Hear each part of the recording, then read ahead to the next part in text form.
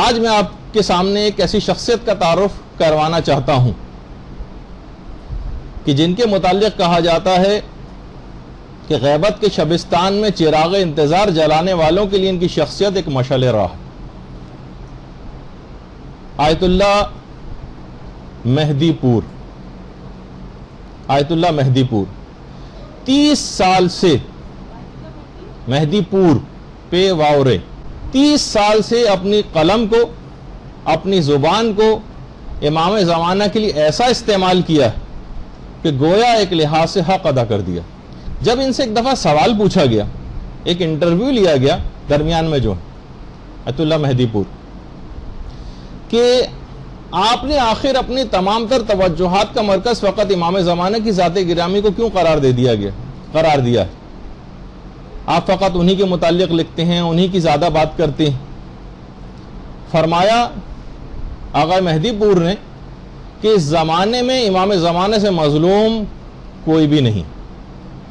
پھر ایک مثال بھی دی کہ نیپولین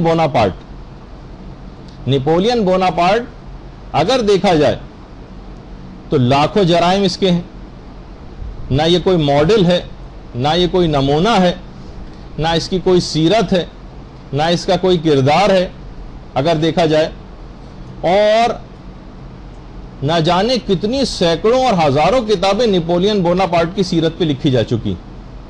لیکن یہ حجت خدا آدم سے لے کر خاتم تک جو تمام انبیاء کا ایک تنہا وارث، اس پر جتنی بھی کتابیں اب تک شائع ہوئی ہیں یا غیر مطبوعہ ہیں، پبلشڈ اور ان پبلشڈ، ان سب کتابوں کو بھی اگر جمع کیا جائے تو ان کی تعداد 3000 سے زیادہ نہیں. کیونکہ اگر آپ کو ایک دفعہ پہلے بھی ہماری سلسلے میں گفتگو ہوئی تھی تو میں نے ایک چیز بیان کی تھی کہ ایسا لوگ چھاپتے ہیں، ایسی اپنی جو بھی کاز ہوتا ہے اس کی ایسی خدمت انجام دیتے ہیں کہ selections from the Reader's Digest پتہ نہیں کتنے کروڑ کی تعداد میں چھپتا ہے ہر مہینے، کروڑوں کی تعداد میں. ریڈرز ڈائجسٹ جو ہے اس کو آپ دیکھیں، اس کے سلیکشن کو اگر آپ دیکھیں کتنی بڑی تعداد میں. تو کتنے امام زمانہ مظلوم ہیں کہ آدم سے لے کر خاتم تک کے 1,24,000 انبیاء کے تنہا وارث، اور اتنا کم لوگ ان کی طرف متوجہ. انہوں نے کہا ایک وجہ اور بھی، میں نے کیوں یہ کام شروع کیا امام زمانہ کے متعلق. کہہ رہے ہیں آج سے تقریباً 20 سال پہلے میں نے خواب دیکھا تھا. ایک خواب، خود فرماتے ہیں اگرچہ خواب حجت نہیں ہوتا لیکن کبھی کبھی خواب رہنما ثابت ہوتا ہے اور زندگی میں نور داخل کر دیتا. ہر دفعہ نہیں، جیسے کہ چھوٹے موٹے الٹے سیدھے قسم کے خواب آپ لوگوں کو آتے ہیں تو فوراً تعبیر پوچھنا شروع ہو جاتے ہیں اس کی. نہیں، کبھی کبھار ایسے خواب ہوتے ہیں کہ واقعاً رہنما ثابت ہوتے ہیں اور زندگی کے اندر ایک نور داخل کر دیتے ہیں. میں نے خواب میں دیکھا کہ پیغمبر اسلام اور امیر المومنین علیہ الصلوۃ والسلام بیٹھے ہوئے ہیں. اللہم صلی علی محمد وعلی محمد. اور ساتھ ہی پیغمبر اسلام اور امیر المومنین کے ساتھ ہی حضرت حمزہ سید الشہداء اور مالک اشتر یہ بھی ان کے ساتھ ہی بیٹھے ہوئے ہیں کہ مالک اشتر کی قبر ہے آپ کے سامنے.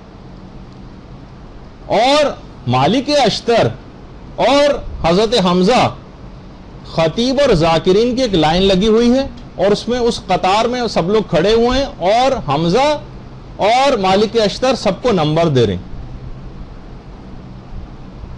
کہہ رہے میں مطمئن تھا، میں بھی قطار میں لگا ہوا تھا. اس زمانے میں جوان تھا اور خوب مطالعہ بھی کرتا تھا. ظاہر ہے کہ مدرسۃ القائم کی میں تو داخلہ نہیں لیا ہوا تھا کہ یہاں آنے کے بعد کتابوں وغیرہ پڑھنے کے اوپر پابندی لگ جائے. یعنی کہ جیسے کہ ظاہر ہے کہ اتنے عرصے سے آپ کی خدمت انجام دے رہے ہیں، معلوم تو چلتا ہے نا کتنی خواتین کتابیں پڑھ رہی ہیں، لائبریری سے کتنا استفادہ کر رہی ہیں. یہاں تو ہمیں یہ والی صورتحال زیادہ آپ لوگوں کی نظر آتی ہے، جیسے تالا لگا دیا گیا اور کتابیں پڑھنا بالکل موقوف کر دی. کہتے ہیں میں خوب مطالعہ بھی کرتا تھا اور میں مطمئن تھا کہ مجھے تو بہت ہی اچھے نمبر ملیں گے. مفید تقریریں کرتا تھا اور میں اطمینان میں تھا کہ کم سے کم 90 نمبر تو 100 میں سے مجھے ضرور ملیں گے. میں حضرت سید الشہداء کے پاس جب پہنچا تو حضرت سید الشہداء، کیونکہ حضرت حمزہ کا بھی ایک لقب سید الشہداء جب امام حسین کے بعد پھر مخصوص ہو گیا ہمارے امام حسین کے لیے، لیکن بہرحال ان کا بھی ایک لقب ہے. میں ان کے پاس جب گیا تو دیکھا کہ مجھے 60 نمبر دیے، 60۔ میں نے ان سے تو کچھ نہیں کہا، وہ اپنی کاپی لے کے میں پیغمبر اسلام کے پاس آیا کہ اور شکایتاً میں نے کہا کہ یا رسول اللہ دیکھیے اتنے کم نمبر سے 60 نمبر مجھے حضرت حمزہ نے دیے۔ پیغمبر نے کہا کہ جاؤ میرے چچا حمزہ ہی سے جا کر دریافت کرو کہ ایسا کیوں کیا ہے۔ میں دوبارہ حضرت حمزہ کے پاس آیا، کہا کہ اتنے کم نمبر؟ فرمایا تم ہر حوالے سے تقریر تو بہت اچھی کرتے ہو، البتہ ایک چیز کی کمی ہے، تم اپنے زمانے کے امام کے متعلق بہت کم گفتگو کرتے ہو۔ اچھا، کہہ رہے ہیں کہ بس اس کے بعد کہا کہ میں اس کے بعد خواب سے بیدار ہوا اور اس کے بعد میں نے عہد کر لیا کہ اپنی تقریر کا تیسرا حصہ امام زمانہ علیہ السلام کی ذات گرامی کے لیے مخصوص کر دوں۔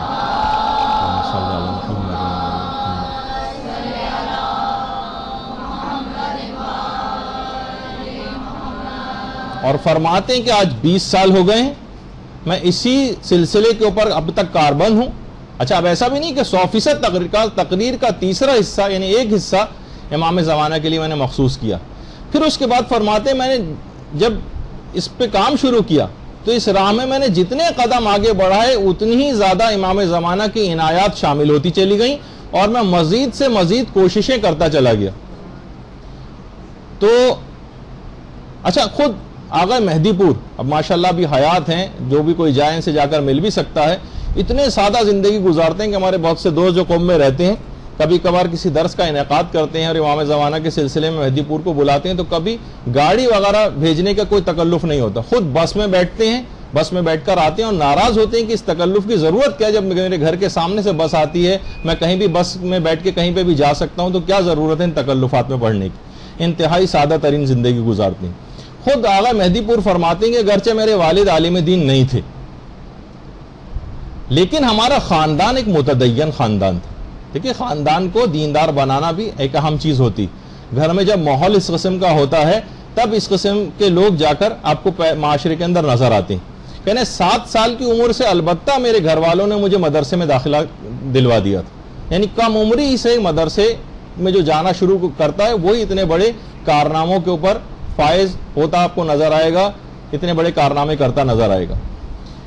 تو کہہ رہے ہیں اس کے بعد خیر پھر میں بڑا ہوتا گیا، یہاں تک کہ جب حضرت آیت اللہ محسن الحکیم، آیت اللہ محسن الحکیم ہے آپ کے سامنے، یہ جب ان کی وفات ہوئی، جس وقت آیت اللہ محسن الحکیم کی وفات ہوئی ہے تو پورا گویا ایک حکومت اور حکمرانی تھی عالم تشیع پر آیت اللہ محسن الحکیم۔ تو کہہ رہے ہیں اسی زمانے میں ہم نے تبریز میں ایک مجلس ترحیم رکھی آیت اللہ محسن الحکیم کے لیے، وہاں پر مجھے خطاب کا موقع دیا گیا۔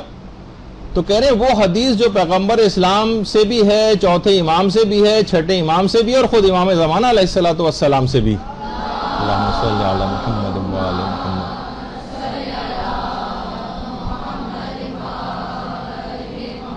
کہ حضرت حجت کی غیبت میں مثال ایک سورج کی جو بادلوں کی اوٹ میں ہوتا ہے، وہ جو پوری ہے، میں اس کا مفہوم بتا رہا ہوں، اور اس سے ساری کائنات کو اور پوری دنیا کو اس سے فیض پہنچتا۔ تو کہہ رہے ہیں ایک اس سلسلے میں ایک نقطہ جو اس سے پہلے کبھی بیان نہیں ہوا تھا، وہ میں نے ایک اور نقطہ وہاں پر بیان کیا کہ سورج کا ایک اہم ترین فائدہ نظام جہان کی بقا بھی، یعنی اگر سورج کو نکال دیا جائے، یعنی نظام شمسی میں جو سورج کا کردار ہے وہ اس کی جو قوت جاذبہ اس کے اندر سورج کے اندر پائی جاتی ہے، قوت جاذبہ، اور آپ کو پتہ ہے کہ ریپلشن کی ایک قوت ہوتی ہے اور ایک اٹریکشن کی قوت ہوتی ہے۔ تو کہہ رہے ہیں ان کا آپس میں جو تعادل، ایک دوسرے کو جو نیوٹرلائز کرتے ہیں اور اپنے اپنے مداروں کے اندر رہتے ہیں، یہ سورج کا بہت بڑا اس سلسلے میں کام ہے۔ تو کہا کہ میں نے اس پہ پورا ایک مقالہ لکھا اور اس کے بعد اس مقالے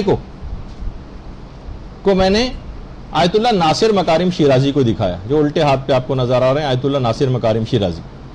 انہوں نے اس مقالے کو بہت زیادہ پسند کیا اور مجھے چھپوانے کی تاکید کی۔ کہتے ہیں کہ البتہ یہ جو سورج بادلوں کی اوٹ میں جو فائدہ پہنچاتا ہے دنیا کو، اگرچہ علامہ مجلسی نے اس حدیث میں جو تشبیہ بیان کی ہے اس میں 8 وجوہات ذکر کی ہیں کہ یہ تشبیہ کیوں بیان ہوئی۔ میں نے جو کام کیا تھا وہ 9ویں وجہ بنتی تھی، یہ میرا پہلا کام تھا جو 32 سال پہلے میں نے کیا تھا۔ کہنے اس کے بعد بس ایک توفیقات کا ایک دروازہ کھل گیا اور امام زمانہ پر مختلف موضوعات کے دروازے کھلتے چلے گئے اور میں کام کرتا چلا گیا. اس کے بعد میں نے کتاب لکھی وہ آئیں گے، ایک کتاب میں نے لکھی اور جو اب تک 10 بار چھپ چکی، 10 بار چھپ چکی. اس کے بعد میں نے یوم الخلاص کا ترجمے کا کام شروع کیا. 2 جلدیں ہیں یوم الخلاص کی اور شیخ کامل سلیمان کی، اور 1300 سے زیادہ صفحات ہیں، اور اس میں 18,500 احادیث پر میں نے اعراب لگوائے. 18,500. اور آپ نے دیکھا ہوگا کہ ہر کتاب کے شروع میں ایک انڈیکس ہوتا ہے. میں نے 18 قسم کی فہرستیں تیار کی اس کے لیے، اس میں لگوائیں، کیونکہ کام اس سے پہلے کبھی بھی نہیں ہوا تھا جس سے یہ کتاب انتہائی مفید ہو گئی. کوئی شخص چند منٹ میں ہی اپنا موضوع اس میں تلاش کر سکتا ہے ان فہرستوں کو دیکھنے کے نتیجے میں.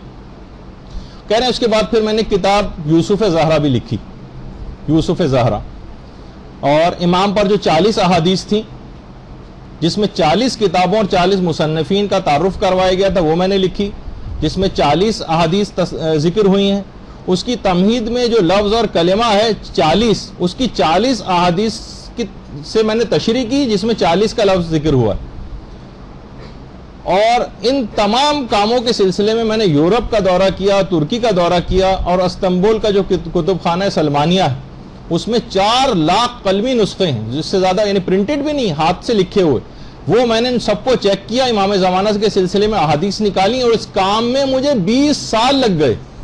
20 سال کتب خانہ سلمانیہ میں 4 لاکھ قلمی نسخوں کو چھان چھان کے 20 سال وہاں پہ انہوں نے گزارے.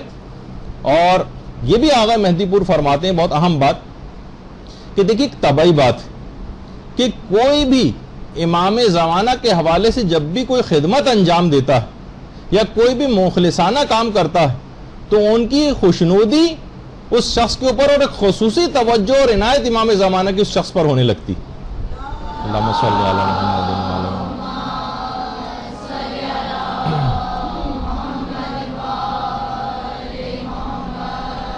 دیکھیے آپ کو بھی چاہیے کہ اپنے بساط کے مطابق کوئی نہ کوئی کام شروع کریں، جیسے کہ آگے چل کر میں ان کچھ کاموں کی فہرست بھی آپ کو بتاؤں گا کہ جو آپ لوگ شروع کر سکتے ہیں. اس وقت تو یہ کہ بہت خلوص دل کے ساتھ اور بہت ہی اچھے طریقے سے علم حاصل کرنے کی فکر کریں، اپنے مطالعے کو زیادہ سے زیادہ بڑھائیں، امام زمانہ سے تقرب اور توسل کے جو چیزیں ہیں وہ انجام دیں. کتنی ایسی چیزیں ہیں. برحمتك يا ارحم الراحمين وصلى الله على محمد وآله